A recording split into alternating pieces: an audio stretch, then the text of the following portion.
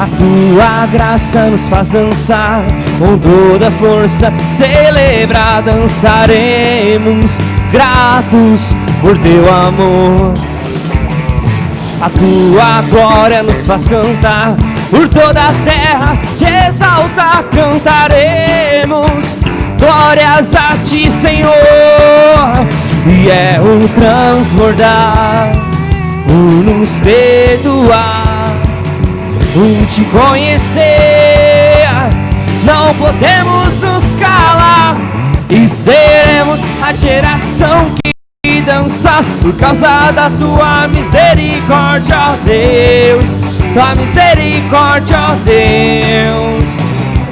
E seremos a geração que canta e que celebra a tua glória, ó Deus. A tua glória, ó Deus. E seremos a geração que dança por causa da tua misericórdia, ó Deus. Tua misericórdia, ó Deus. E seremos a geração que canta e que celebra a tua glória, ó Deus. A tua glória, ó Deus. E eu sou livre, Jesus me libertou. E eu sou livre, Jesus me libertou.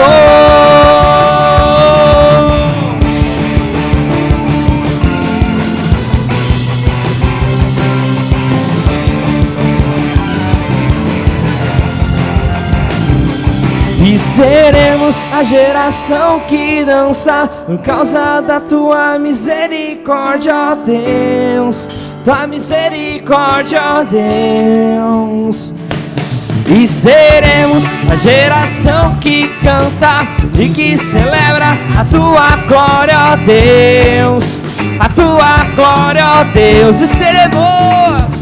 E seremos a geração que dança por causa da tua misericórdia, ó Deus. Tua misericórdia, ó Deus. E seremos a geração que canta e que celebra a tua glória, ó Deus.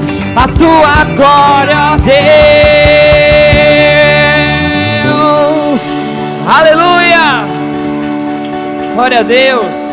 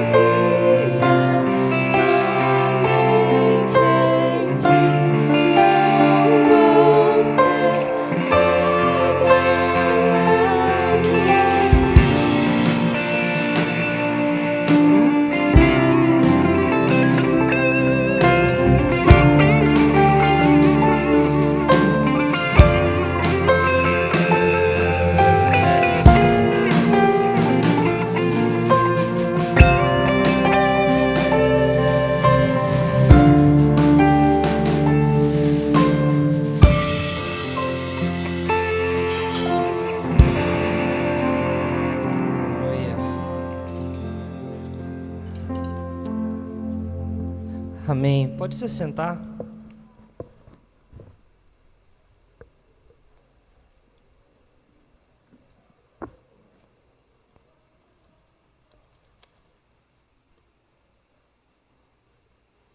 Amém.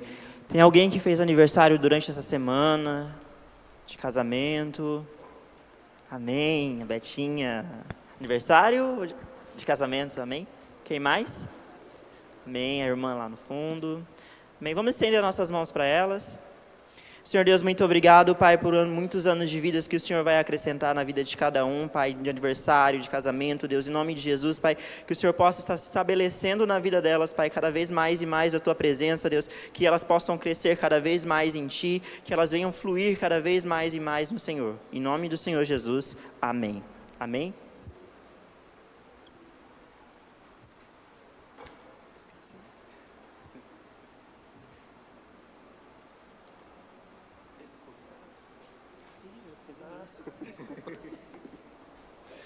Boa noite, queridos. A graça e a paz.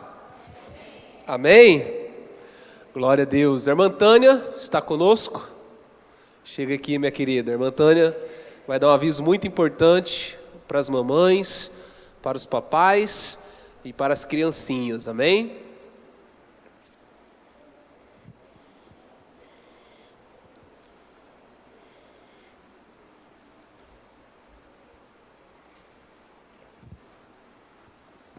Boa noite.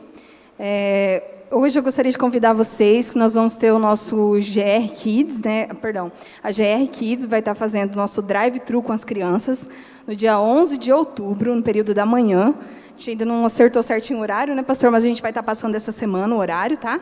Para vocês. Vai ser aqui no estacionamento da nossa igreja, tá?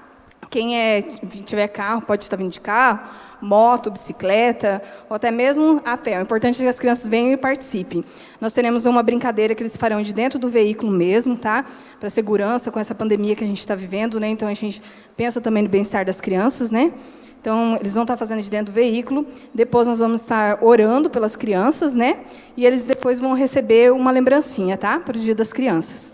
A gente ainda não voltou com as nossas salinhas, né? Então, essa é uma forma de a gente estar matando um pouquinho da saudade das crianças, né? A gente está sempre junto e agora, por enquanto, a gente não está podendo ter as aulinhas com a salinha, né? Tá bom? E está todo mundo convidado, dia 11 de outubro. Tragam as crianças. Obrigado, irmã Tânia.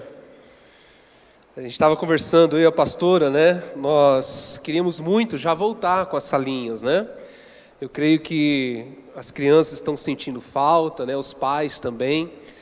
Mas enquanto não volta às aulas nas escolas, nós achamos prudente também não retornar com as nossas salinhas aqui, né? Eu acho que não pega bem diante da sociedade a gente voltar com as nossas salinhas sem que as escolas ainda não voltaram. Então, por prudência, nós vamos esperar e, infelizmente, eu creio que esse ano as aulas não voltam, né? Então, nós vamos fazer algumas atividades com as crianças, né? Faremos agora em outubro, porque é o mês das crianças, mas vamos programar também mais uma atividade em novembro, outra em dezembro, e aí, se Deus quiser, em janeiro, a gente retorna com as nossas atividades regulares aí com a GR Kids. Amém? Sábado que vem, queridos, sábado que vem nós temos também um trabalho com a GR, mas agora é a GR um pouquinho, né, dos maiores, né? Nós temos um trabalho com a GR e a GR Team lá na Orla. Então nós estaremos na parte da tarde, nós vamos jogar vôlei, nós vamos jogar futebol, né? Tem uma quadra lá de futebol. Então nós queremos convidar você jovem, você adolescente, também os irmãos, né? A participar conosco. Queremos ter uma tarde lá, né? Agradável, é claro, mantendo, né, o distanciamento. Essa semana, né, já retornou as atividades esportivas, né? Já foi liberado. E eu e a pastora, a gente sempre caminha ali na orla e a gente tem percebido quanto tem de pessoas, né? Adolescentes, jovens ali se movimentando. Então a gente acha uma ótima oportunidade a gente fazer um trabalho lá para que a gente também apresente a Jesus, né? Evangelize, enfim, né? Então nós queremos aproveitar essa oportunidade que nós estamos tendo ali na hora. Então sábado, depois a gente vai passar certinho as informações, né? Mas vai ser todo o período da tarde, então você está convidado. Você também, que de repente não é tão jovem mais assim, né? Mas se você quiser ir, né, e também estar conosco, vai ser muito bom, vai ser muito agradável. Amém? E à noite, isso tudo no sábado à noite, nós sairemos para uma vigília lá em Jataí. Nós vamos sair por volta de 9 horas da noite, aqui da frente da igreja, só que nós vamos passar a noite toda orando, né, a madrugada toda, e aí nós vamos tomar um café lá, de manhãzinha, às 6 da manhã, e a gente retorna. Então, no dia 4, próximo domingo, nós não temos o nosso culto das 9.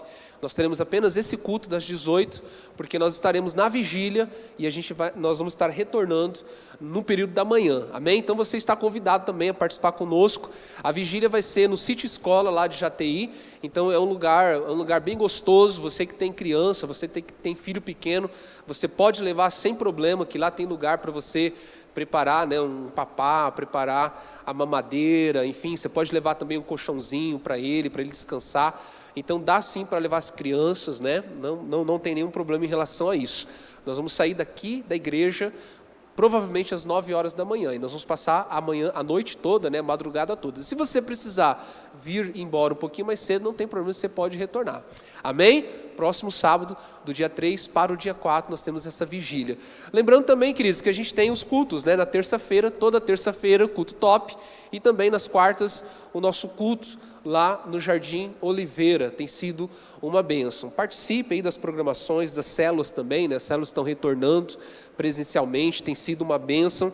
Então participe, não fique de fora, né? Venha ser igreja com a gente, venha participar das programações. Nós não somos uma igreja de programas apenas, né? A gente não quer... Oi? Só o programa da rádio, né? Temos o programa da rádio. O Daniel rapaz, já está um de radialista. A gente está se divertindo muito. Eu e o Daniel, a gente está se divertindo nesse programa, né? E tem sido uma bênção. Então compartilhe toda quinta-feira às 19 e também sábado de manhã. Você vai ver lá no Facebook da igreja, né? Que a gente vai entrar ao vivo. Então aproveita, né? Coloca o dedão lá, aperta o dedão e compartilhe para que a gente alcance mais pessoas. Pastor, eu não estou no Facebook da igreja, queridos. Está perdendo tempo. Entra lá e curte a página que você vai ficar por dentro aí dos programas. Amém? Glória a Deus. Abra sua Bíblia aí em 1 Crônicas, capítulo 29. Lembrando que domingo que vem também é domingo de ceia, né? Então, prepare o seu quilo do amor, né? Nós teremos a nossa marcha do amor. Não podemos nos esfriar, né, nessa obra de ação social. Essa semana, ontem na verdade, a irmã Genilda e a irmã Eni fizeram a calçada solidária, né? Ia ser a mesa solidária lá na Coab, mas tiveram bastante roupas, né, e tiveram que colocar na calçada. Então nós queremos ser uma igreja bem ativa também na ação social. Então participe, trazendo o seu alimento, trazendo um donativo, para que a gente, como igreja, avance na nossa obra social. 1 Crônicas, capítulo 29. Eu quero ler com você apenas o versículo 16. Esse texto você conhece muito bem, né? É o texto dos preparativos, dos materiais necessários para a construção do templo. Então o rei Davi, ele está deixando tudo prontinho, tudo preparado, né? Para que o seu filho, o seu sucessor, o Salomão, construa o templo. E no versículo 16, depois que eles arrecadaram, né, todos os utensílios, todos os materiais necessários para a construção do templo, ele vai se expressar dessa forma diante do Senhor. Ó Senhor nosso Deus, toda essa riqueza que ofertamos para construir um templo em honra ao teu santo nome, vem das tuas mãos, e toda ela pertence a ti. Duas coisas interessantes nessa expressão do rei Davi, né?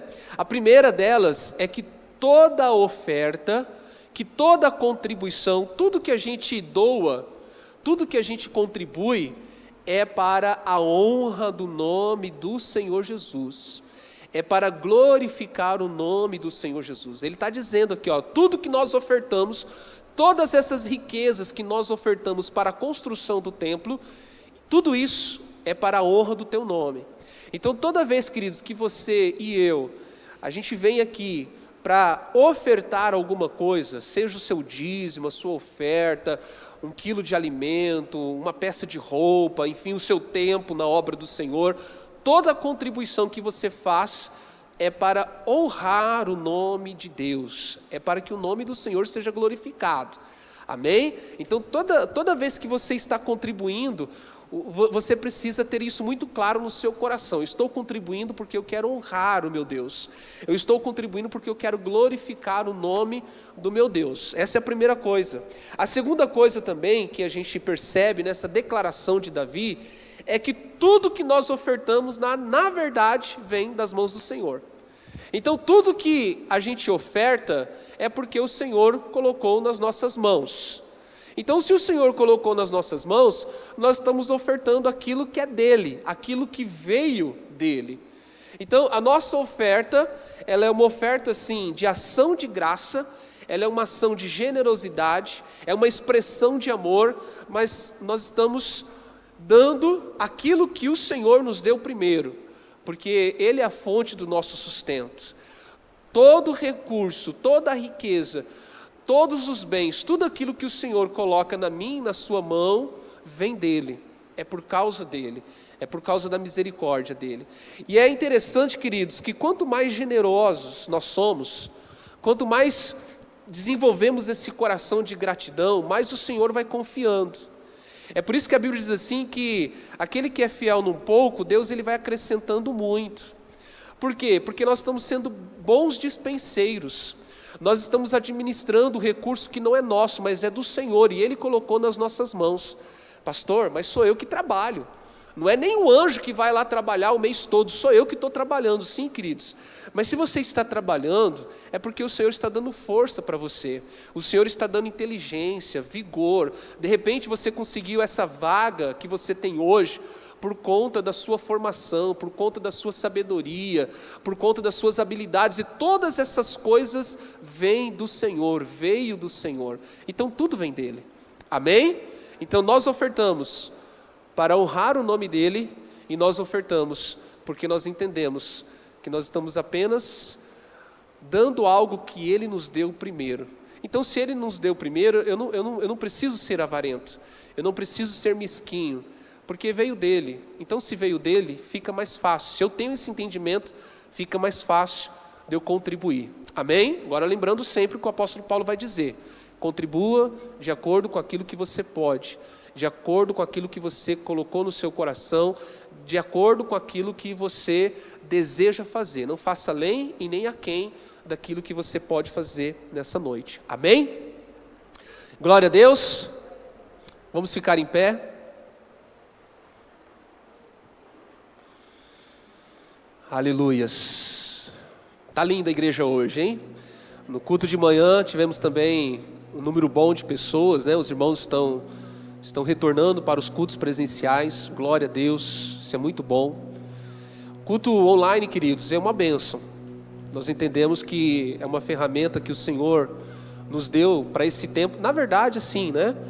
A nossa igreja aqui, ela já transmite culto desde antes, né? Já tem uns 2 anos que a gente comprou nosso equipamento. A gente não fazia com tanta regularidade, mas a gente já gravava os cultos, transmitia os cultos, enfim. E nós entendemos que é uma ferramenta que o Senhor nos tem dado para passarmos por esse tempo, né? Que graças a Deus já está chegando ao fim. Eu creio nisso, está chegando ao fim. Mas é muito importante nós entendermos a importância, né, de congregarmos presencialmente, porque existem áreas da sua vida que você vai ser edificado quando você está no presencial, como igreja, no corpo, como igreja. Amém? Não que quando você está na sua casa, participando do culto de casa, cultuando de casa, você não está participando do corpo, não é isso. Mas existem bênçãos do Senhor, existem manifestações de Deus, existem o agir de Deus em algumas áreas das nossas vidas, que acontece aqui, ó, nesse ambiente, no congregacional. Amém? O povo de Deus, ele se reúne em congregação desde sempre, desde o deserto. Quando o Senhor ele usa Moisés para tirar o povo dele da terra do Egito, o Senhor ele fala assim para Faraó: deixa o meu povo ir, para que meu povo me preste culto, para que o meu povo me adore no deserto, como congregação, como um só povo. E a igreja também, ela é muito importante se reunir em um só corpo. Amém? Então que bom que você veio. Continue vindo, continue participando. A semana que você estiver meio indisposto, meio gripado, fique em casa. A semana que você não está se sentindo muito bem, fique em casa. Mas se der para vir, queridos, venha. Que Deus ele vai abençoar você grandemente. Amém? Feche seus olhos. Enquanto nós adoramos ao Senhor com mais uma canção, você pode vir e ofertar. Pai, obrigado por essa igreja tão generosa. Essa igreja que tem honrado o Teu nome, Deus, em todas as áreas, inclusive na área financeira. Que tem honrado o Teu nome, Deus, dando bom testemunho lá fora. Que tem honrado o Teu nome, Deus, praticando o bem lá fora, sendo honesto lá fora, sendo honesta lá fora. Que tem honrado o Teu nome, Deus, andando como verdadeiros cristãos lá fora, mas que também tem honrado o Teu nome, Deus, contribuindo, ofertando, sendo solidário, sendo generoso, sendo generosa. E eu tenho certeza, Deus, que a Tua mão, a Tua boa mão, está estendida sobre todos. Então derrama, Deus, a cada dia das Tuas bênçãos, sem medida, sobre cada vida, no nome de Jesus. Amém? Você pode vir ofertar, queridos.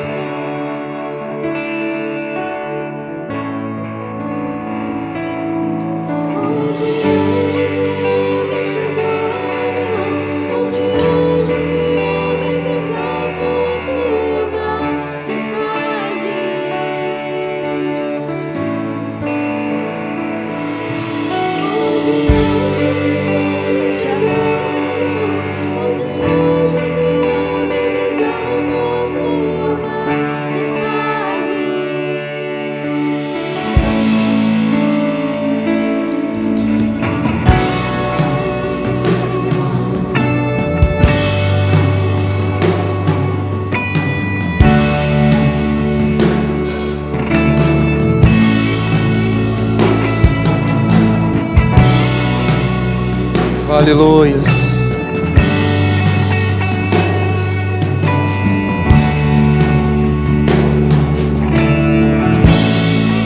Eu quero entrar, cante. Eu quero entrar no ambiente da Tua glória.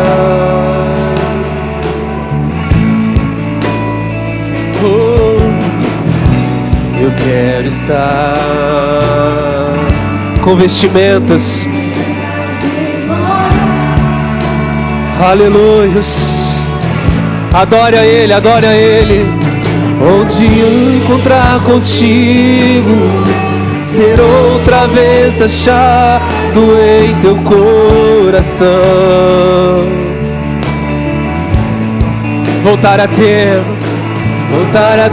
intimidade e adentrar ao ambiente da adoração, onde anjos e homens te adoram, onde anjos e homens exaltam a Tua majestade.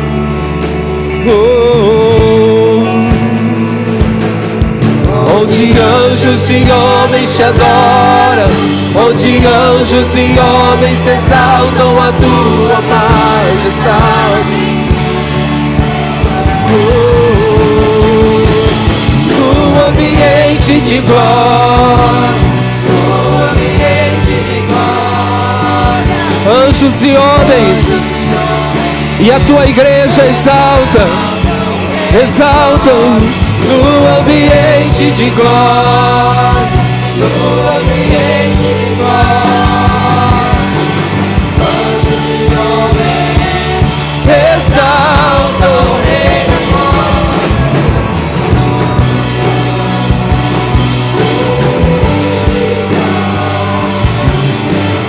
Anjos e homens exaltam o Rei da glória. no ambiente de glória, no ambiente de glória. Anjos e homens exaltam o Rei da glória.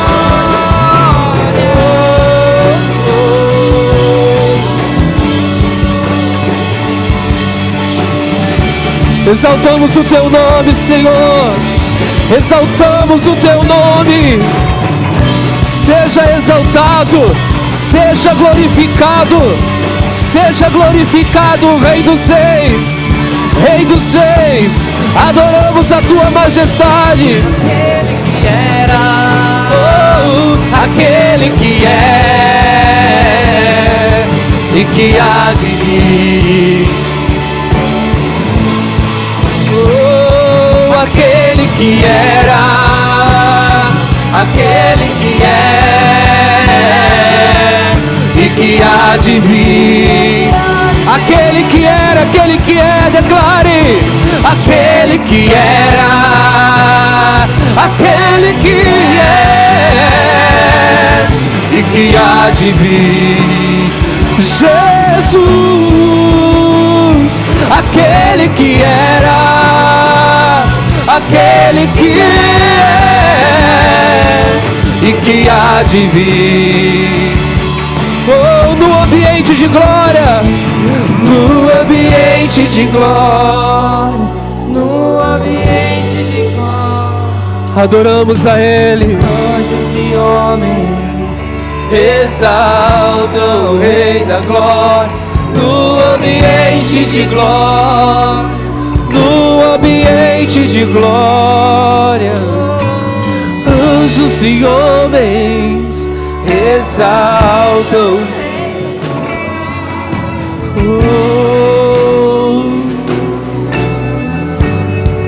Exaltamos o teu nome, adoramos o teu nome.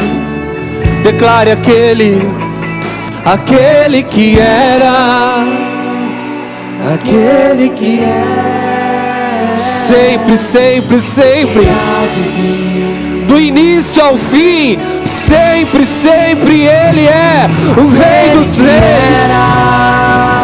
Oh, Ele é o Alfa, Ele é o Ômega.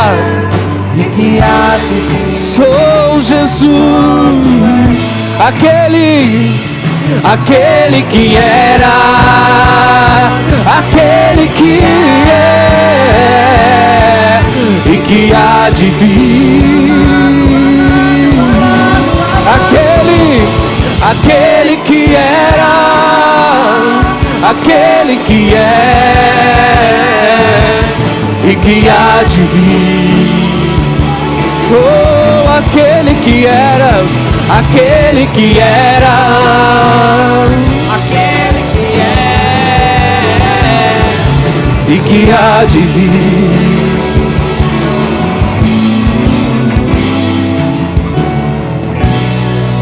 Aleluia. Oh, oh, oh. Deixa fluir essa noite. Deixa fluir essa noite sobre a sua vida. Deixa fluir, deixa fluir. Entre no rio dele, entra no rio dele. Entre na presença dele, entra na presença dele. Deixa fluir sobre a sua vida. Deixa fluir sobre a sua vida. Oh, oh, oh.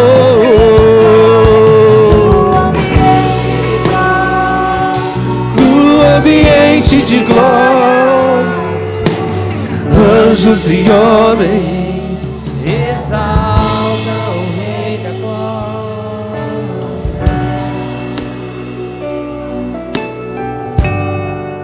Aleluias. Aleluias. Aleluias. Glórias ao Senhor. Tu tem liberdade aqui, Deus, em nosso meio, Espírito Santo. O Senhor tem liberdade nessa noite.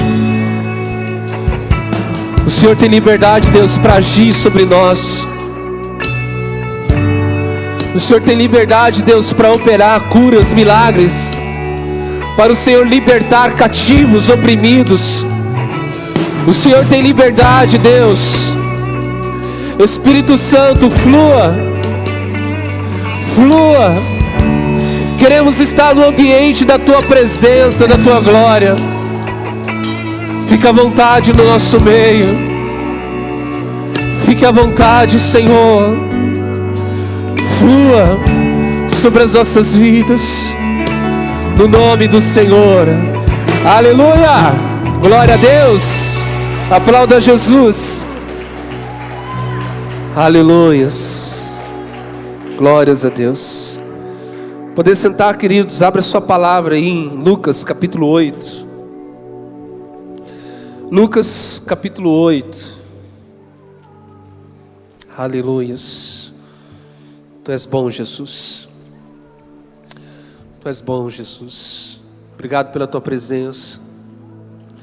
Obrigado pelo Teu toque, Senhor. Obrigado pela Tua companhia. Sem Ti não somos nada. Não tem motivo algum, Deus, estarmos aqui nessa noite sem a Tua presença, Rei dos Reis. Não valeria a pena, Deus, sairmos de nossas casas para virmos aqui neste lugar, se o Senhor não estivesse aqui conosco. Muito obrigado, Senhor. Muito obrigado pela Tua presença. Muito obrigado por tudo aquilo que o Senhor está operando nas nossas vidas. Muito obrigado por tudo aquilo que o Senhor está gerando em nós. Muito obrigado. Muito obrigado por essa obra, Deus, de renovação, de transformação do nosso coração, da nossa personalidade, do nosso caráter. Muito obrigado, Deus, pela santificação das nossas intenções e pensamentos. Muito obrigado, Senhor. Muito obrigado porque somos libertos a cada dia. E o Senhor tem nos libertado. Muito obrigado, Senhor. Aleluia. Queridos, vamos ler o texto. Evangelho de Lucas. Você vai encontrar essa mesma passagem no Evangelho de Marcos, capítulo 5, e também no Evangelho de Mateus, capítulo 8. Mas eu preferi esse relato conforme fez o evangelista Lucas. Capítulo 8 de Lucas, a partir do versículo 26. Acompanhe comigo. Você que não trouxe Bíblia, a gente também vai passar para você aqui. Mas se você trouxe a sua Bíblia, é preferível que você abra. Que diz assim a palavra do Senhor: navegaram para a região dos Gerazenos, que fica do outro lado do lago, frente a Galileia. Quando Jesus pisou em terra, foi ao encontro dele um endemoniado daquela cidade. Fazia muito tempo que aquele homem não usava roupas, nem vivia em casa alguma, mas nos sepulcros, vivia no cemitério. Quando viu Jesus, gritou, prostrou-se aos seus pés e disse em alta voz: que queres comigo, Jesus, filho do Deus Altíssimo? Rogo-te que não me atormentes. Pois Jesus havia ordenado que o espírito imundo saísse daquele homem. Muitas vezes ele tinha se apoderado dele, mesmo com os pés e as mãos acorrentadas, e entregue aos cuidados de guardas, quebrava as correntes e era levado pelos demônios a lugares solitários. Jesus lhe perguntou: qual é o seu nome?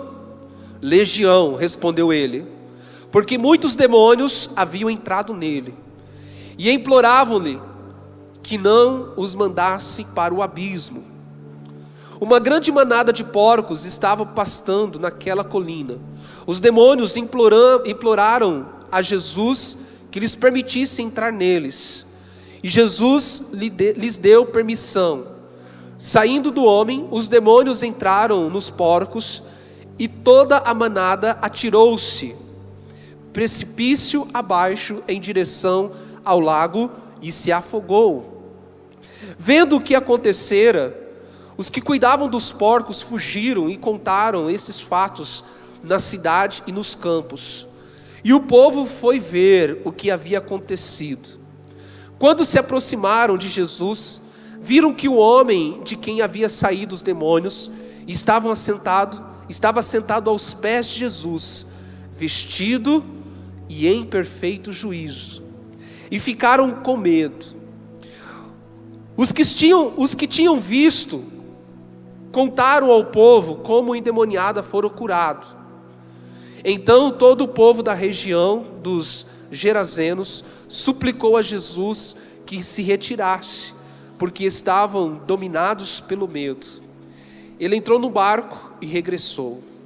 O homem de quem havia saído os demônios suplicava-lhe que o deixasse ir com ele, mas Jesus o mandou embora, dizendo: volte para casa e conte o quanto Deus lhe fez. Volte para casa e conte o quanto Deus lhe fez. Assim, o homem se foi e anunciou na cidade inteira o quanto Jesus tinha feito por ele. O quanto Jesus tinha feito por ele.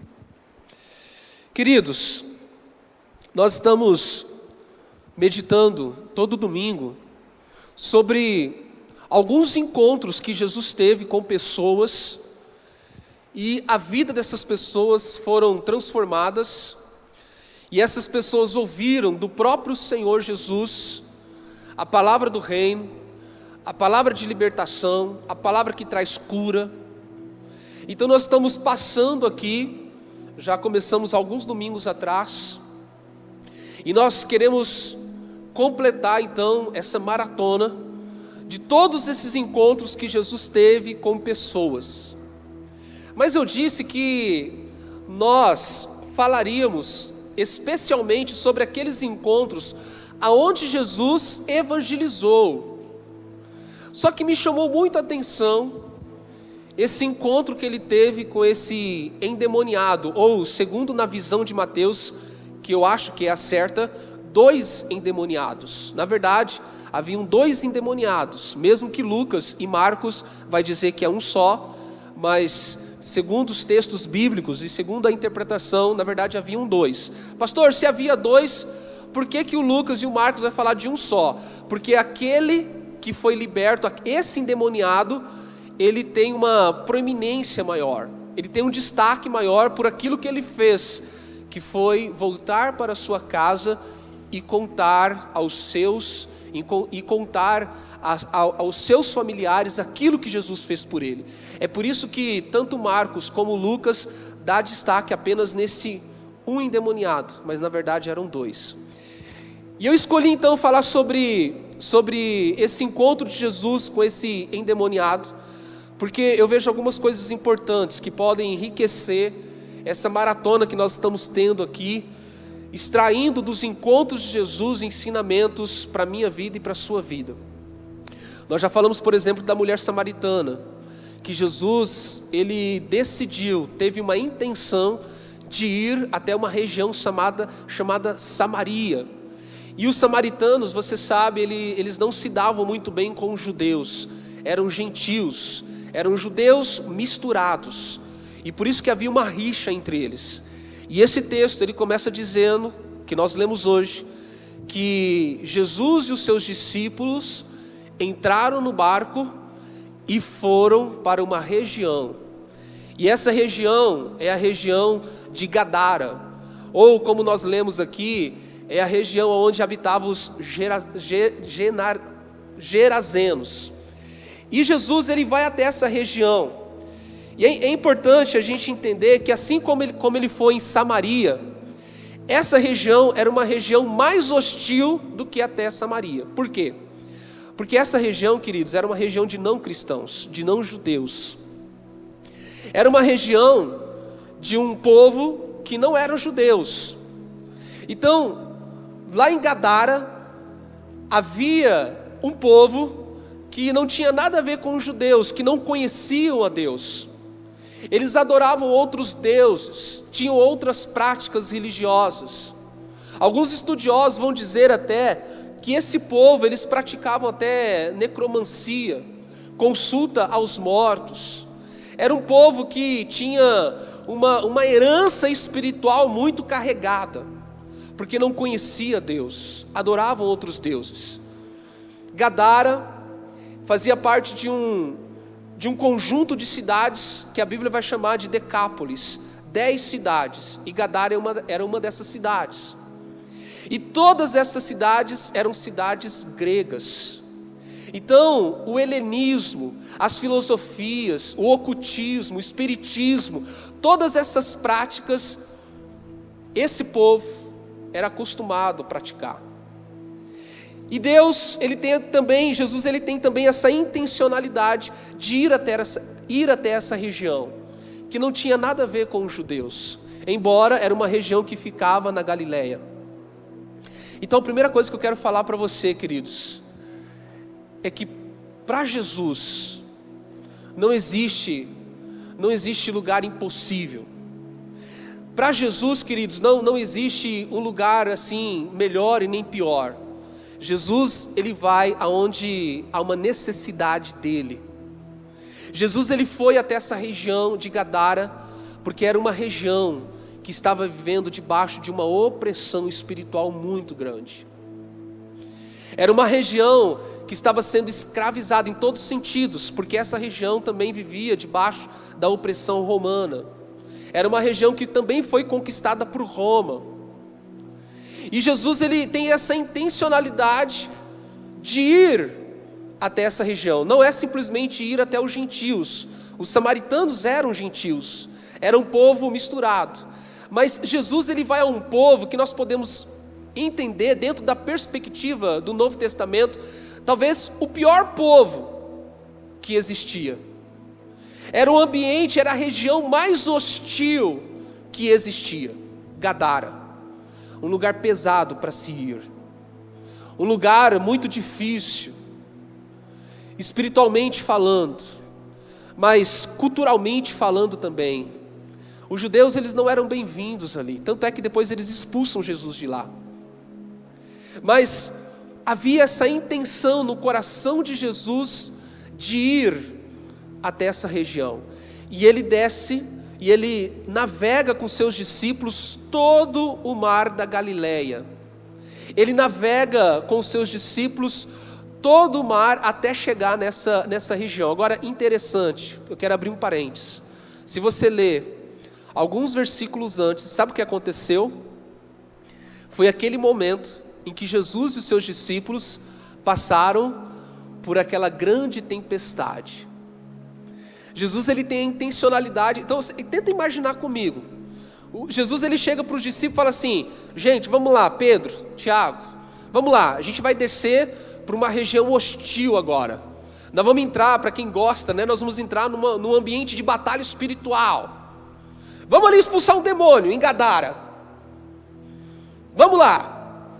Vamos proclamar libertação para um povo que está vivendo uma escravidão espiritual, porque foi para isso que ele veio. Isaías vai dizer isso, que ele veio para proclamar libertação, colocar em liberdade os cativos, os oprimidos. Então ele olha para os seus discípulos e fala assim: vamos lá, gente, vamos para Gadara, vamos lá no terreiro do inimigo, né? A musiquinha antiga, eu fui no terreno do inimigo e eu... Vamos lá no terreno do inimigo, vamos lá onde que a batalha é mais ferrenha, né? Porque Cafarnaum, a gente tá beleza, né? Nazaré tá beleza, até Samaria, beleza, passamos por lá, né? nós fomos hostilizados, mas tudo bem, demos conta do recado, consegui transmitir a minha mensagem, né? Jerusalém também, a gente está dando conta aqui de tudo isso, mas a gente precisa de um desafio novo, vamos para Gadara. Você imagina a cara dos discípulos, se fosse hoje, né? Meu Deus do céu, Jesus, nós vamos mesmo para esse ambiente? Nós vamos mesmo para esse ambiente hostil? Só tem gente endemoniada lá, só tem gente possessa, eles não servem o mesmo Deus que nós, eles não têm a mesma cultura que a gente, eles adoram outros deuses, eles adoram Poseidon, Zeus, Atenas. É um povo que vive numa bagunça filosófica, espiritual, cultural. Nós vamos mesmo para lá, Jesus? Nós vamos para lá. Aí os discípulos de Jesus sobem num barco, começam a navegar, o que vem? Tempestade. Aí muitos pastores, né? Muitos estudiosos da palavra, assim, que gostam muito da batalha espiritual, associam o fato da grande tempestade com o fato deles estarem indo para uma batalha espiritual. Então a gente fala assim, essa grande tempestade, essa tempestade que eles enfrentaram, é porque na verdade era a retaliação do inimigo, porque eles estavam diante de um desafio muito grande, ir até uma região extremamente pecaminosa, extremamente terrível espiritualmente falando. Mas mesmo assim, Jesus teve essa intencionalidade de ir. Jesus, queridos, ele vai se encontrar com muitas pessoas que só precisava ajustar algumas coisas na vida, como por exemplo o Zaqueu, que nós vamos meditar aqui, o Nicodemos, que já era piedoso. Jesus, ele se encontrou com muitas pessoas, o jovem rico, que nós já meditamos, que já cumpria todos os mandamentos, que já era zeloso da lei e dos mandamentos, e que só precisava ajustar algumas coisinhas na vida. Jesus se encontra com essas pessoas, mas Jesus também quer se encontrar com aquelas pessoas que estão vivendo uma realidade espiritual terrível, terrível. E a intenção do coração de Jesus também era alcançar aquele povo. E eles começam a navegar e passam por aquela grande tempestade. Entenda como você quiser, queridos, você é livre para você compreender também a palavra da forma como você queira. Muitos dizem que aquela tempestade está associada ao fato deles estarem indo para uma região, espiritualmente falando, muito hostil. Mas eles chegam lá. Então a primeira coisa que eu gostaria de lembrar a você, a exemplo de Samaria, Jesus, ele tem uma intenção, uma intencionalidade de nos encontrarmos em qualquer lugar, não importa. Uma vida para Jesus vale muito. E às vezes, queridos, nós como igreja, às vezes a gente olha para os moradores de Gadara, para os gerazarenos, e a gente diz assim, não, eles não valem tanto, não vale o meu esforço, não vale a minha atenção, não vale a minha oração. Muitas vezes, queridos, a gente não quer enfrentar uma tempestade para ir até uma região hostil. Muitas vezes a gente não quer enfrentar isso que Jesus e os discípulos enfrentaram. Mas tem gente, queridos, que estão vivendo no ambiente espiritual que esses dois homens estavam vivendo. Então havia uma intencionalidade no coração de Jesus para ir até a região dos Gerazenos. Entenda isso nessa noite, amém? A segunda coisa que eu quero destacar com você está no versículo 29.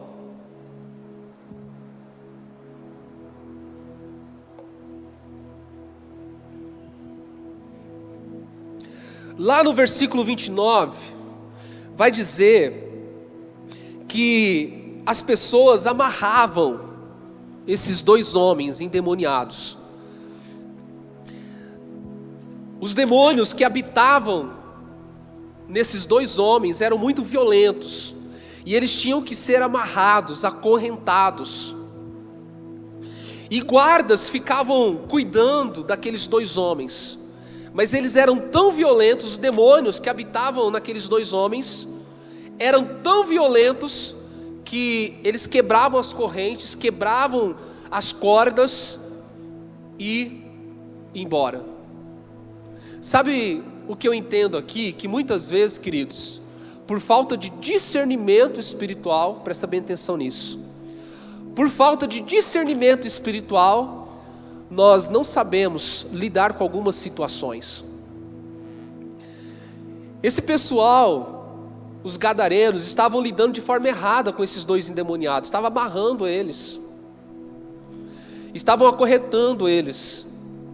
Eu não sei se você teve experiências, né, mas eu tive algumas experiências assim no passado, né, de ver assim possessões demoníacas, e aí vem aquele monte de gente para segurar, e eu muitas vezes também ajudava, pegava ali só o pezinho, né, não vou me envolver muito não, mas subia aquele monte de gente em cima assim para segurar. Teve uma vez que eu e um pastor nós fomos orar para uma pessoa que estava enfrentando problemas espirituais, e nós começamos a orar por ela, e ela ficou possessa. E eu lembro que a gente tentava segurar, e o marido dela também, a gente tentou segurar, mas ela dava aquela sacudida e jogava a gente longe. E muitas vezes eu e você, nós tentamos lidar com situações de forma errada. Queremos amarrar, queremos acorrentar, queremos pôr alguém para ficar vigiando. Olha só a forma como os gadarenos estavam lidando com esses dois endemoniados, por falta de discernimento espiritual. Então existem situações na minha e na sua vida, espiritualmente falando, queridos, que eu e você precisamos ter discernimento. Não adianta a gente ter alguns mantras, né, como está amarrado, né? Acontece alguma coisa, que a gente fala? Está amarrado. A gente aprende muito bem algumas frases de efeito, né? E a gente acha que a gente está lidando corretamente com aquelas situações. Não estamos. Existem situações espirituais na minha e na sua vida que nós precisamos de muito discernimento para entender. Nós precisamos de discernimento espiritual para entender o que está acontecendo. Porque pode ser uma ação sim do maligno. Pode ser sim uma ação diabólica. Pode ser sim uma questão espiritual. Nós não devemos espiritualizar tudo, mas também nós não podemos perder o discernimento espiritual das coisas. Às vezes quando vocês me veem falando aqui exaustivamente, né, queridos, cuidado para não espiritualizar tudo, cuidado para não espiritualizar demais as coisas. Talvez vocês acham que o pastor não acredita, né, nas coisas espirituais. Eu acredito, queridos. Então eu digo para você, cuidado para não espiritualizar demais, mas também cuidado para você não perder o tato espiritual. Cuidado para você não perder o discernimento espiritual das coisas. Tem gente que está lá lavando louça, aí cai uma panela de pressão, chega daquele arrepio na espinha, né? Meu Deus, está amarrado, em nome do Senhor Jesus. Não, queridos, não é demônio, de repente foi um rato desse tamanho que passou atrás e derrubou a panela. Você não precisa orar, você não precisa amarrar. O que você tem que fazer? Compre uma ratoeira, um veneninho de rato, ou um gato da hora, né? O Dani tem um gato lá que, pelo amor de Deus, o gato ele come até o nosso dedo se deixar. Imagina um rato, ele destrói tudo. Então a gente não pode espiritualizar as coisas, só que também nós não podemos perder o tato espiritual das coisas. Não adianta ficar amarrando, não adianta ficar acorrentando. Esses dois homens estavam com vivendo problemas seríssimos há muito tempo.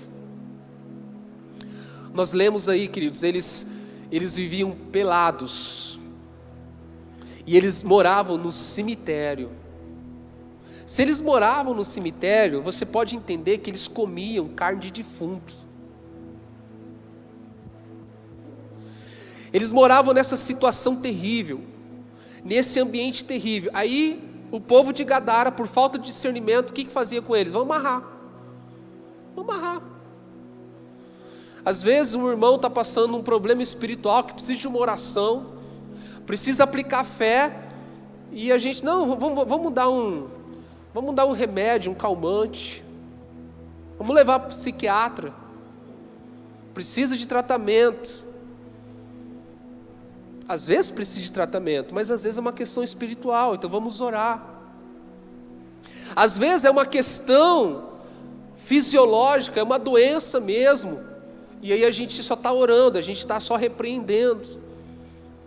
Então nós precisamos de discernimento espiritual, Porque existem situações na minha vida e na sua vida que você vai precisar ter discernimento espiritual.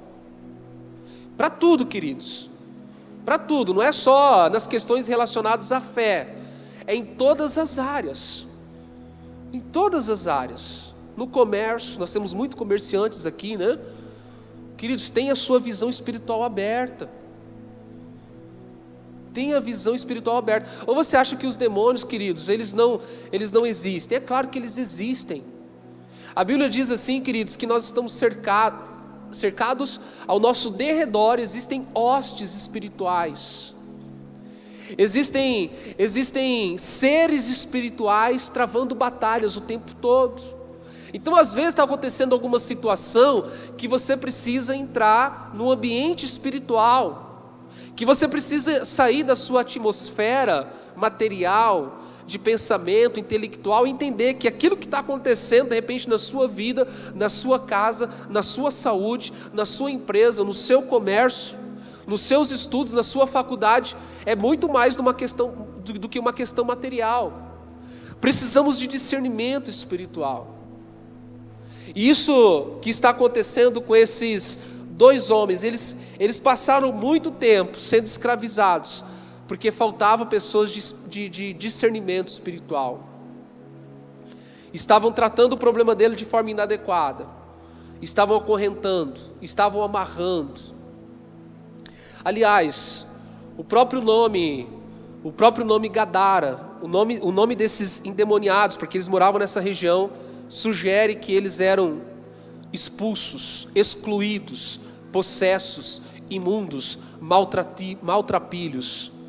Eles carregavam na própria identidade deles esses problemas espirituais, sociais. E aí os homens da cidade, o povo deles, estavam tratando de forma inadequada, por falta de discernimento espiritual. Então nós precisamos, queridos, de discernimento espiritual. Tem muita gente, queridos, sofrendo desnecessariamente na vida, porque está faltando discernimento espiritual, está faltando entendimento espiritual. Um outro dia, talvez no culto top, eu fale um pouquinho mais sobre o que é discernimento espiritual. Amém? Outra coisa também que eu enxergo ainda no versículo 29.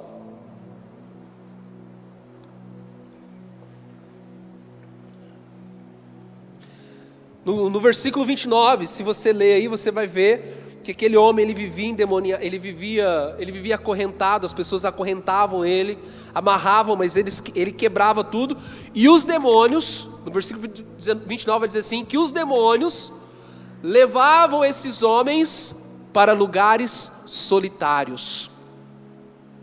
Levavam esses homens, ou este homem, para um lugar solitário. É exatamente isso que o diabo, ele quer operar nas nossas vidas. Se por um lado, Deus, ele quer fazer do órfão alguém que habite em família, por outro lado, o diabo, ele quer pegar filhos legítimos e levar para lugares solitários.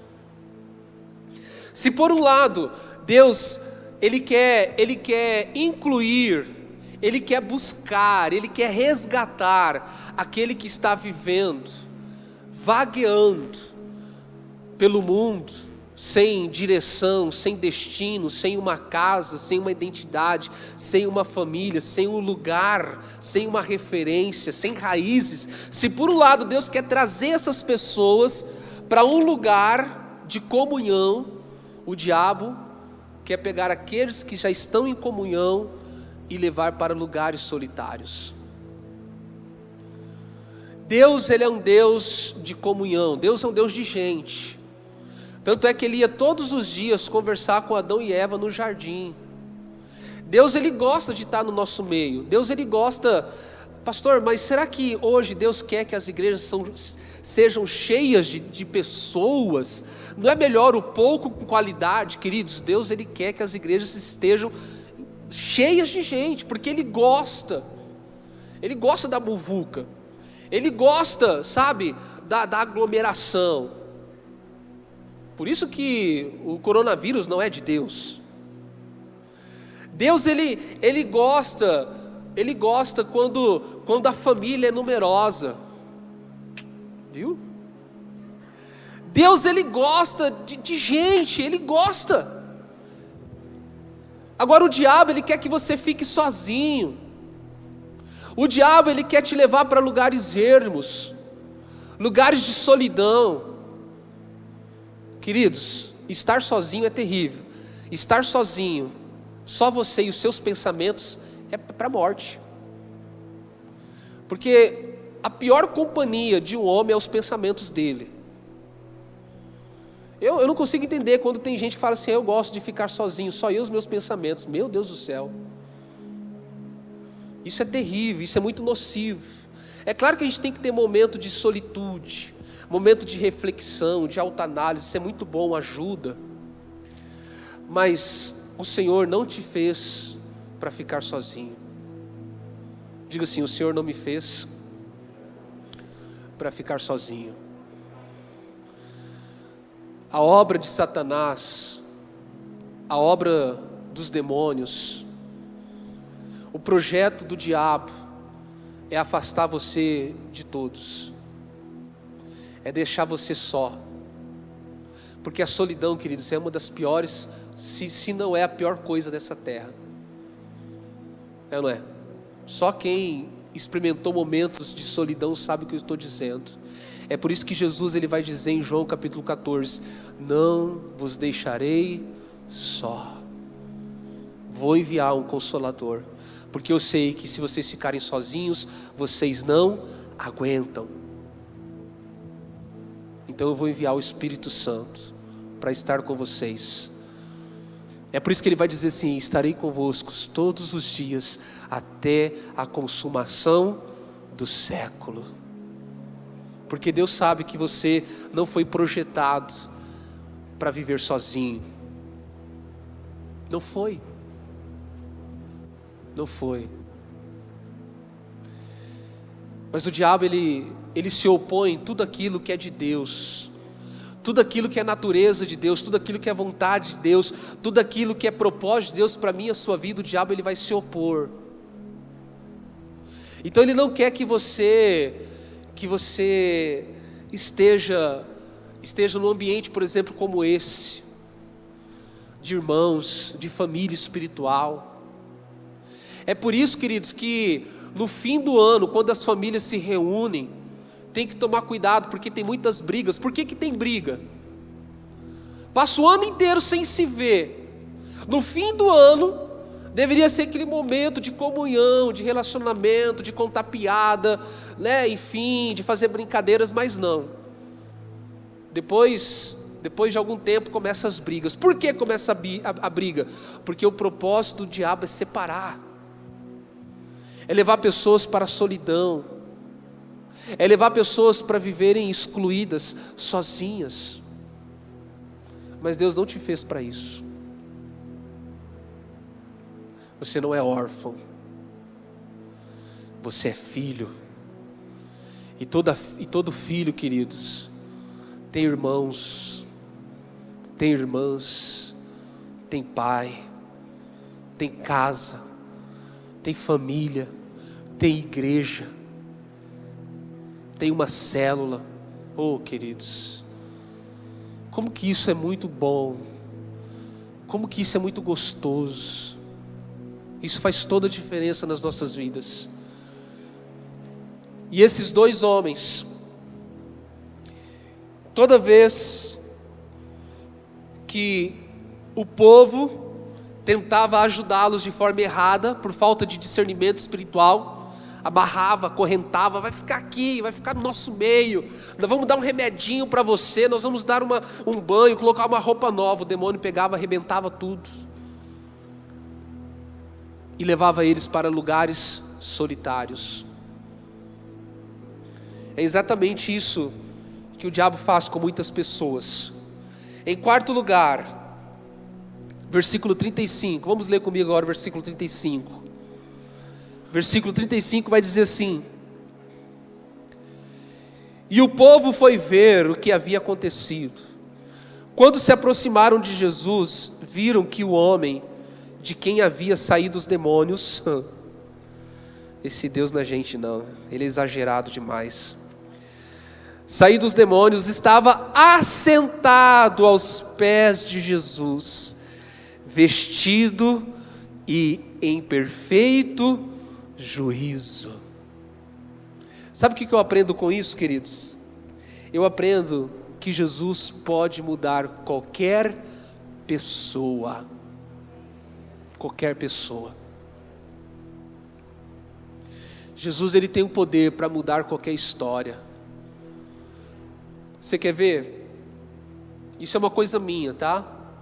Não deu tempo de fazer um estudo mais aprofundado. Mas, na minha percepção, eu acho que no Novo Testamento, você não vai encontrar alguém que estava vivendo uma situação pior que a desse homem. Eu acho que nós não vamos encontrar. Você vai encontrar muita gente vendo situações difíceis, aquela mulher, 12 anos, com fluxo de sangue. Você vai encontrar muita gente sofrendo. Agora, esse homem, ele estava vivendo há muito tempo no cemitério, pelado, sujo, fedendo. Olha só o que a ação do diabo faz com as pessoas. Comendo carne de defunto,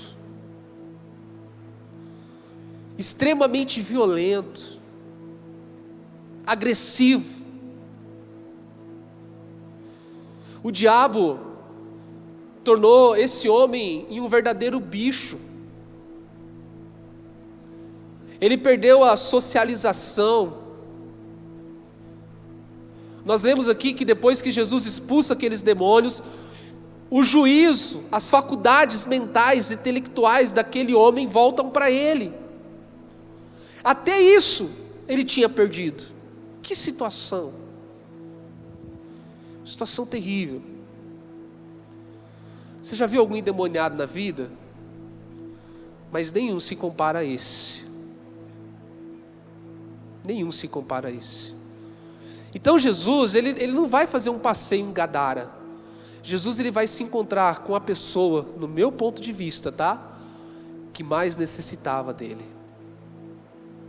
Jesus vai se encontrar com aquele homem, ou com aqueles homens, que estavam vivendo uma situação espiritual, a mais terrível de todas.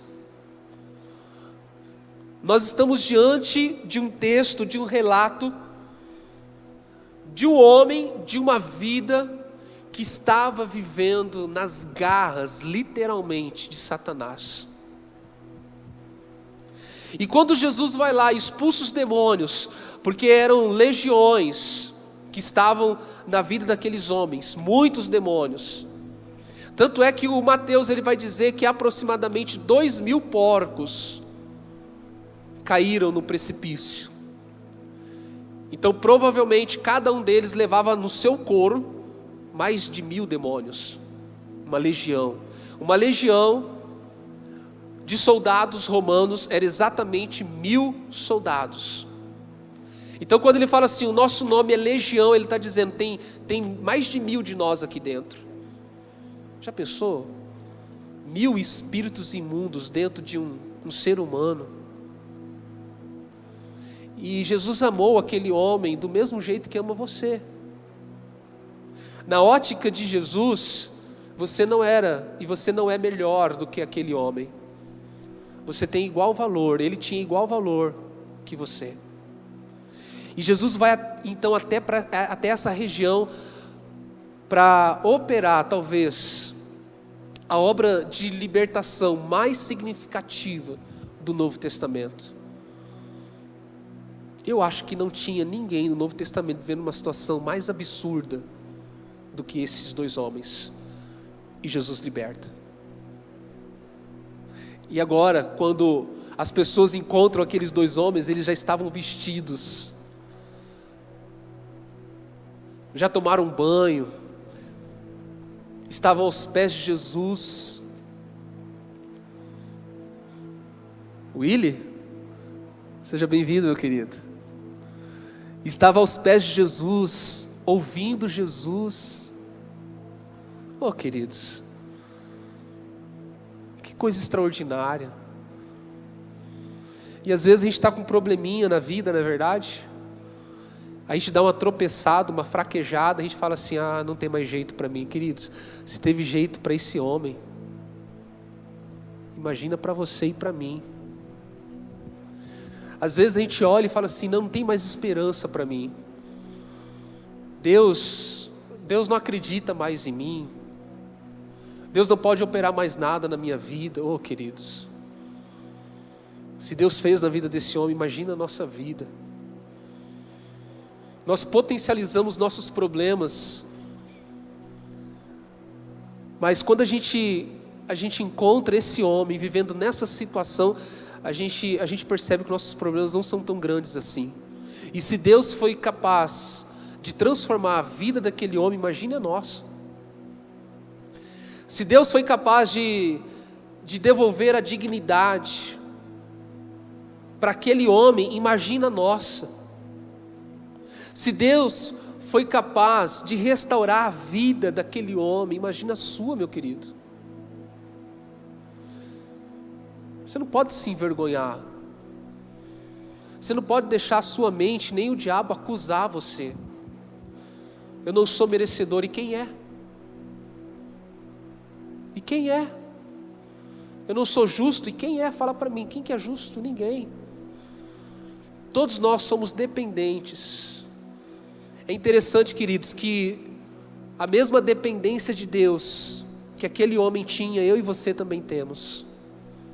Glória a Deus que você não mora em um cemitério. Glória a Deus que você não tem uma legião. Glória a Deus que você não estava vivendo naquela mesma situação, mas eu quero dizer, você é tão dependente de Deus, e você precisa tanto de Deus do mesmo jeito que aquele homem. Deus precisa chegar até você do mesmo jeito que Ele chegou até aquele homem. Então eu aprendo nesse texto que não há obra impossível para Deus. E o Senhor, Ele restaura a vida de qualquer um, não importa. Às vezes como igreja, queridos, a gente deixa de acreditar nisso. E eu disse aqui há alguns dias, né? Aí a gente começa a ir atrás apenas dos mais bonzinhos. A gente começa a investir na vida daqueles que já estão assim, né, quase prontos. Está quase assim, só falta um detalhinho então. Mas dos gadarenos a gente tem a tendência de se afastar. E o Senhor está nos mostrando aqui, o Senhor pode restaurar a vida de qualquer pessoa. Qualquer pessoa. Por isso que a gente não pode julgar ninguém. Por isso que a gente não pode julgar ninguém. Por aquela porta pode entrar o pior de todos os homens. Mas a gente não pode julgar. É um gadareno. E assim como Deus restaurou a vida deste, pode restaurar a vida daquele. Porque Deus ainda faz, Ele ainda é o mesmo. Amém? Deus passou por uma tempestade junto com seus discípulos para encontrar esse homem. E Ele ainda faz o mesmo para se encontrar comigo e com você. Não importa. E se você é discípulo de Jesus, querido, você tem que ficar no barco. Creia que as tempestades vão passar. O importante, queridos, é a gente cumprir o chamado do nosso Mestre. Amém? Outra coisa que eu encontro aqui também nesse texto, nesse encontro de Jesus com esse homem, é que os moradores tiveram medo do que aconteceu e mandaram Jesus sair da terra deles. Lá no Evangelho de Mateus, no capítulo 8, Mateus ele traz um relato interessante. Ele vai dizer assim, que quando eles ouviram acerca da cura do homem, mas também acerca do que aconteceu com os porcos, eles tiveram medo. E por isso que eles expulsaram Jesus, mandaram Jesus embora. É interessante essa forma como Mateus apresenta. Ele fala assim: quando os homens souberam que aquele que estava endemoniado fora curado, fora liberto, e também o que aconteceu com os porcos, eles tiveram medo. A gente pode entender então que o motivo do medo dos homens de Gadara foi a perca material que teve naquela região, mais de 2.000 porcos. Se nessa época, queridos, isso traz um prejuízo tremendo, imagina, se na nossa época traz um prejuízo tremendo, imagina naquela época. Aliás, o fato daquela região ter criadores de porcos é mais uma prova de que não eram judeus que moravam ali, porque os judeus, eles nem sequer podiam comer porcos, quanto mais criar. Agora, além do prejuízo, digamos assim, material, tem também esse fato de que aquele que estava endemoniado, marginalizado, excluído, expulso da sociedade deles, agora estava voltando novamente, estava sendo ressocializado, e isso gerou medo. Sabe o que eu entendo com isso? Eu entendo, queridos, que quando Jesus começa a operar no lugar, quando Jesus chega, quando Jesus desce no lugar, coloca o pé dele em terra e começa a libertar pessoas, e começa a pregar o evangelho, e começa a falar do reino, queridos, é para gerar medo mesmo, é para gerar muito medo. Quando você está diante desse Cristo que veio para transformar, que veio para pegar aquele que estava assim marginalizado, destruído, e trazer novamente de volta para o seio da sociedade, queridos, isso é para gerar pânico. É por isso que os cristãos sempre foram perseguidos a vida toda, e vai ser. Então não adianta a gente fazer baixo assinado para a PL ser assinada, para ser aprovada no Senado. Queridos, nós sempre seremos perseguidos, porque o que nós estamos fazendo é anunciando um estilo de vida diferente. Nós estamos proclamando um reino diferente, um reino que ressocializa, um reino que trabalha com marginalizados, um reino que se preocupa com aqueles que estão fora, com os doentes, com aqueles que não são. Isso é o Evangelho, isso é ser cristão. Então quando Jesus chega, você só pode ter duas atitudes. Primeiro, crer. Eu creio, e eu estou disposto e disposta a viver toda essa mudança que o reino dele está trazendo. Queridos, porque quando o reino dele chega numa cidade, num lugar, numa família, mudanças significativas acontecem. Tem pessoas aqui que tiveram experiência, quando se converteram foram rejeitados pela sua família, foram menosprezados, ridicularizados pela sua família, agora virou crente. Ó o crentinho, não bebe mais, não fuma mais, não vai mais para baile, não vai mais para festa.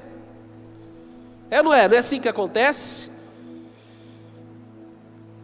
Então quando nós nos encontramos com esse Cristo, ou nós cremos nele, e nós cremos no reino dele, ou a gente passa a ter medo mesmo, medo das mudanças que vão acontecer. A gente fica apavorado mesmo. Esses homens, eles ficaram apavorados, e eu acredito que não foi simplesmente por causa dos porcos, por causa do prejuízo financeiro. Apesar que quando o Senhor, Ele chega, quando nós nos encontramos com o Senhor, até alguns prejuízos também nós podemos ter. Foi isso que aconteceu com Zaqueu, que nós vamos falar no próximo domingo. Mas eu entendo que não era simplesmente a questão dos porcos.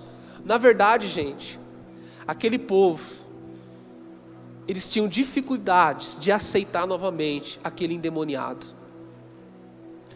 Aquela cidade, aquela população, eles tinham dificuldade de receber novamente aquele que estava marginalizado e que agora precisava ser reintegrado.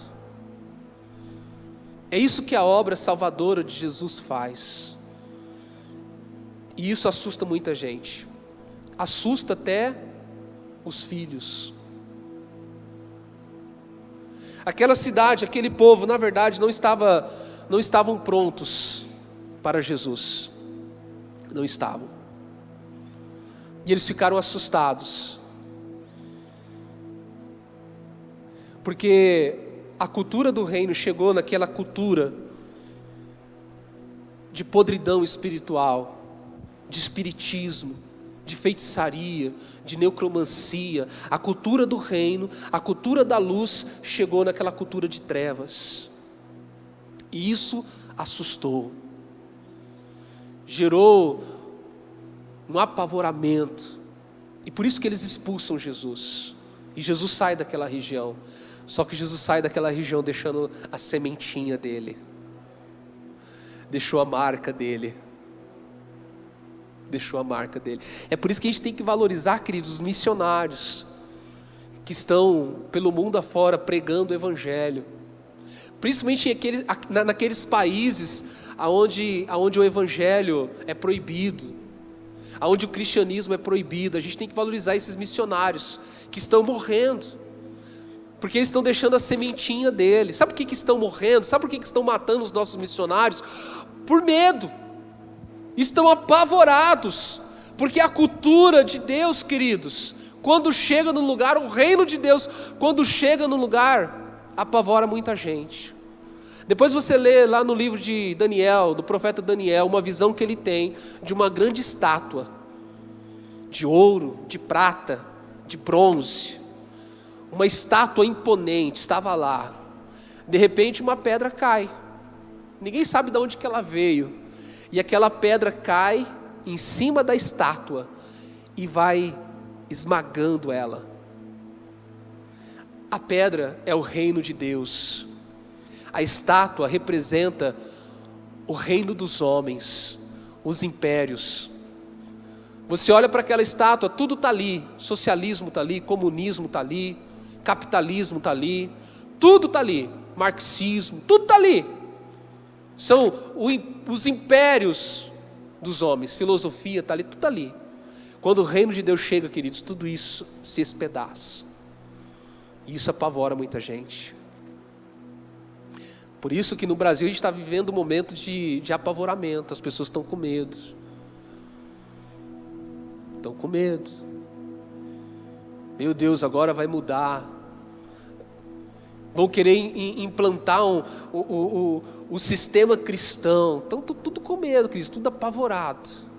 E é por isso que vai vir retaliação. É por isso que vai vir retaliação. E nós como cristãos, nós precisamos nos manter firmes. A última coisa para a gente encerrar e você ir embora e aproveitar um pouquinho ainda dessa noite de domingo com a sua família, eu quero dizer para você sobre a atitude daquele jovem, daquele homem que foi regenerado. Ele chega para Jesus e fala o seguinte: me deixa ir com você, me deixa ir com você, eu quero ir junto, me deixa entrar no barco. Tenta imaginar a cena, aqueles homens, ou aquele homem, agora já vestido, limpo, liberto, transformado, chega para Jesus e fala assim: eu quero ir com você, eu quero sair desse ambiente que eu vivi, que eu sofri, que eu fui marginalizado, que eu fui oprimido a vida toda. Aqui me amarraram, aqui me acorrentaram, aqui me bateram. Eu quero sair desse lugar, dessa região, aonde eu sofri, porque eu não tenho boas lembranças aqui. Eu quero ir com você, Jesus. Aí o que Jesus fala? Vamos ler aí no versículo 38. No versículo 38, o homem de quem havia saído os demônios suplicava-lhe que o deixasse ir com ele. Mas Jesus o mandou embora, dizendo: volte para casa e conte o quanto Deus lhe fez. Assim, o homem se foi e anunciou na cidade inteira o quanto Jesus tinha feito por ele. O tema dessa pregação é testemunhe. Testemunhe. Volte para casa e fale o quanto que o Senhor fez por você. Testemunhe e fale o quanto que Deus operou na sua vida. Volte para casa. Jesus, ele poderia ter pego aquele homem e ter colocado no barco. Mas Jesus tinha visão de reino. Jesus falou assim: não, você precisa ficar aqui na sua terra. Você não está entendendo, filho, você é uma semente, eu estou plantando uma semente. Essa região da Gadara é a região hoje conhecida como Jordânia. Jesus plantou uma semente. E aquele homem começa a testemunhar, começa a anunciar, começa a falar do que Jesus fez por ele. Queridos, isso é um tapa na nossa cara. Porque se alguém que era endemoniado, não era simplesmente endemoniado, ele era extremamente possesso, mais de 1000 demônios. Alguém que vivia no cemitério, sujo, alguém que comia carne de defuntos, alguém que vivia marginalizado, maltrapilho. Se alguém que vivia naquela situação, Jesus olha para ele e fala assim: evangelize, testemunhe, volte para os seus e fale, conte quantas obras eu fiz na sua vida. Isso é um tapa na nossa cara, sabe por quê? Porque muitas vezes, queridos, a gente não conta mais o que Jesus fez por nós. A gente não anuncia mais as obras de Jesus. A gente não conta mais para as pessoas o quanto que Ele é bom, o quanto que Ele foi misericordioso. A gente não compartilha mais o que Jesus fez por mim, por você. A gente perdeu, estamos perdendo, e nós precisamos resgatar o testemunho. Você foi chamado para testemunhar. Diga assim: eu sou testemunha. Nós somos testemunha. A Bíblia diz assim, queridos, que nós somos cheios do Espírito Santo, nós somos batizados no Espírito Santo, nós fomos empoderados no Espírito Santo, sabe para quê? Para sermos testemunhas. Nós fomos revestidos de poder para sermos testemunhas. A primeira coisa que o Senhor quer de você, espera de você, é que você volte e conte aquilo que Ele fez por você. Só isso. Às vezes a gente quer fazer tanta coisa para Deus, a gente quer ser tão útil para Deus, e a gente estuda, a gente se aperfeiçoa, e a gente faz tanto de coisa, a gente sabe, procura, a gente complica demais. E o que Deus está falando para nós é simplesmente assim, ó: vai e conte o que eu fiz por você.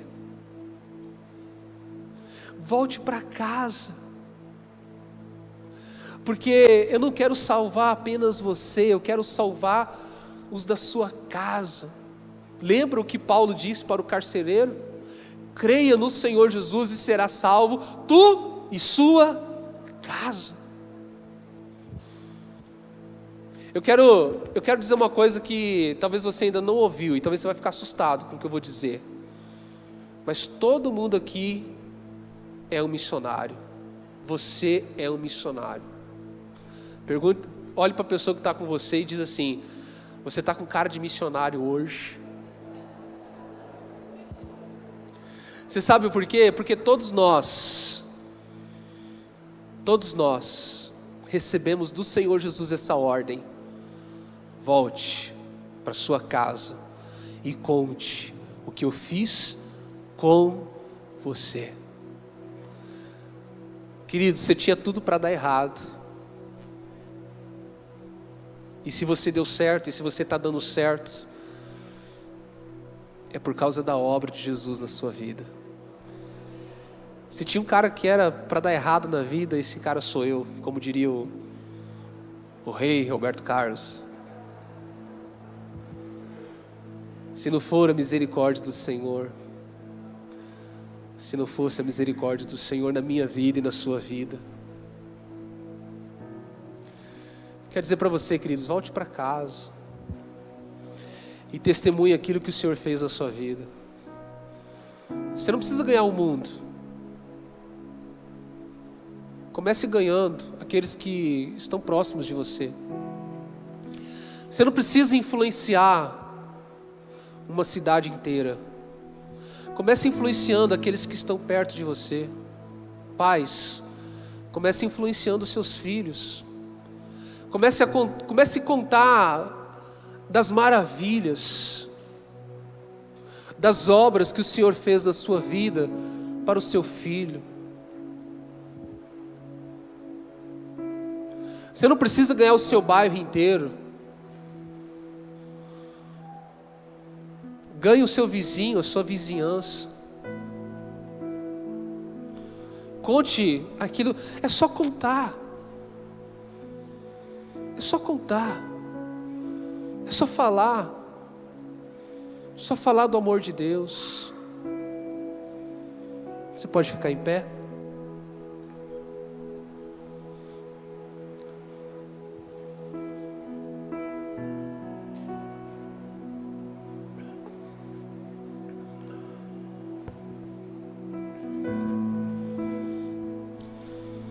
Voltar para a sua casa significa compartilhar o que Deus fez em você. Fez em você. Testemunhe sempre.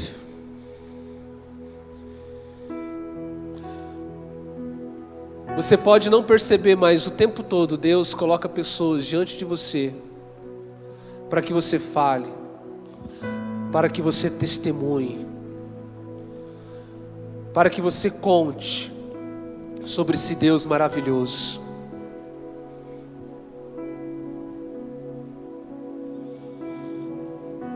Aleluias.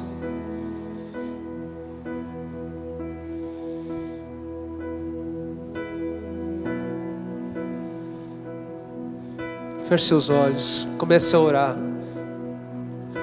Peça para o Senhor, para Ele reavivar no seu coração esse chamado de ser uma testemunha dEle. Peça para o Senhor reavivar no seu coração esse desejo de contar e anunciar os feitos dEle. Aleluias.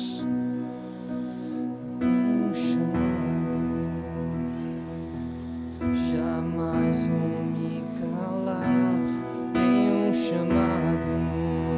Aleluia. O Evangelho anunciar, eu fui escolhido. No ventre da minha mãe, eu sei que Deus não abre mão de mim, não. Eu tenho um chamado. Aleluia. Jamais vou me calar, tenho um chamado. Volte a contar aquilo que Deus fez por você. Volte a contar aquilo que o Senhor fez na sua casa, na sua família. Volte a contar aquilo que o Senhor fez na sua vida. Anuncie que Ele é bom. Anuncie que Ele é bom, que Ele restaura, que Ele liberta. Anuncie o reino dEle, a justiça dEle. Anuncie, conte para as pessoas o que Ele fez por você. Vocês são testemunhas do Deus vivo. Há um privilégio, há uma honra nesse chamado. Apenas volte e fale o que o Senhor fez e ainda faz na sua vida. Pai, nessa noite nós oramos por esse despertar dos nossos corações. Nós oramos para que o Senhor, Deus, nos desperte como igreja. Nos desperte, Deus, como filhos.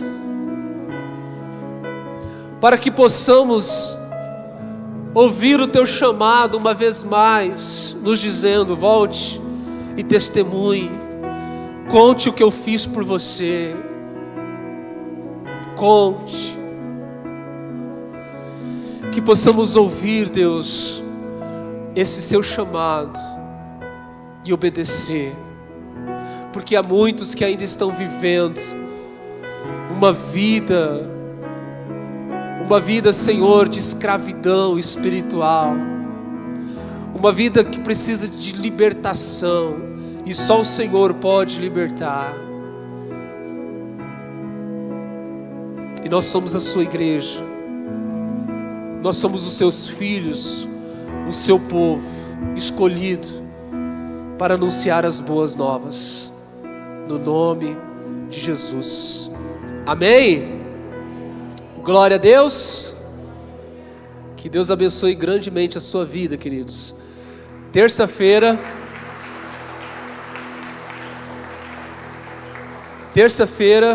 nos encontramos de novo. Amém? Essa semana é quarta-feira, não é terça-feira. Essa semana é quarta-feira lá na congregação. Amém? Deus abençoe.